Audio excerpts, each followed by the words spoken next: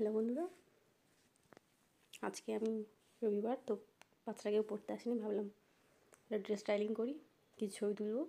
তার জন্য এই ড্রেসটা বেছে নিয়েছি। এই যে এটা আমার বর আমাকে আমার জন্মদিনে গিফট করেছিল। আর এই ড্রেসটা স্টাইলিং করতে করতে তোমাদেরকে দেখিয়ে দিই আমার ভ্যালেন্টাইন্স ডেতে আমার বর আমাকে কী গিফট করেছে। তো চলো ড্রেসটা আমি স্টাইলিং করি, তারপর তোমাদেরকে দেখাচ্ছি। এই যে পরেছি ড্রেসটা, তো ড্রেসটাকে পরে কেমন লাগছে সবাই জানাবে। তো মেকআপের তো আমি কিছুই জানি না, লিপস্টিক আর কাজল ছাড়া আর কিছুই জানি না। চুলটাতে কী করবো সেটাও জানি না। তো দেখি একটু লিপস্টিক আর কাজল আর চুলটা দেখি একটু যদি বাঁধা যায়, কারণ প্রেগনেন্সির পরে চুল যে হারে উঠেছে, বাঁধা বা তাকে যত্ন করার ধৈর্যটা পুরোই চলে গেছে। প্রচুর চুল উঠে গেছে, প্রচুর চুল উঠে গেছে। এই যে চলে এসেছি আমার ফাইনাল লুক নিয়ে, লিপস্টিক, কাজল, ক্লিপ, ব্যাস এটুকুই জানি। আর চুলে একটা ছোটো ক্লিপ লাগানো, এই যে ব্যাস। এর থেকে মেকআপের বেশি কিছু জানি না, করতেও জানি না।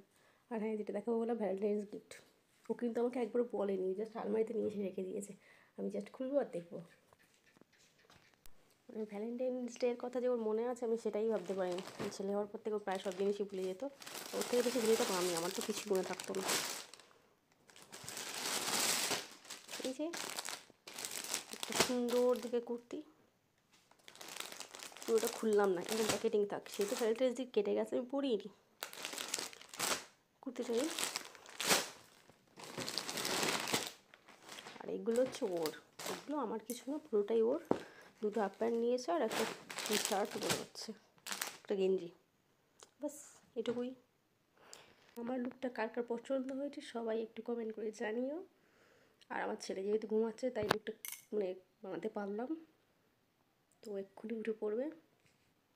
তো তোমরা কমেন্টের মাধ্যমে জানিও যে আমাকে কেমন লাগছে আর আমার ভ্যালেন্টাইন্স ডের গিফটটা কেমন হয়েছে।